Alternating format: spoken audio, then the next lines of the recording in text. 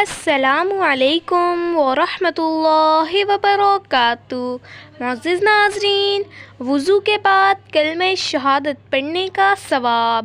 رسول اللہ صلی اللہ علیہ وآلہ وسلم نے فرمایا، تم میں سے جو اچھی طرح وضو کر کے پھر یہ کہے بسم اللہ الرحمن الرحیم، اشہد ان لا الہ الا اللہ وحدہ لا شریک لہ واشہد ان محمدا عبدہ ورسولہ، تو اس کے لیے جنت کے 8 دروازے کھول دیے جاتے ہیں، جس دروازے سے چاہے داخل ہو جائے۔ وضو کے شروع میں 2 آسان کلمات پڑھیں۔ جب تک وضو میں رہیں گے فرشتے آپ کے لیے نیکیاں لکھیں گے۔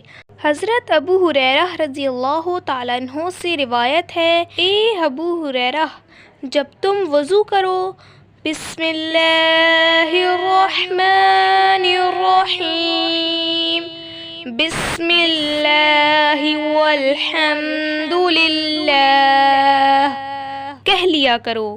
اس کا اثر یہ ہوگا کہ جب تک تمہارا وضو باقی رہے گا تمہارے محافظ فرشتے یعنی کاتبین اعمال تمہارے لیے نیکیاں لکھتے رہیں گے۔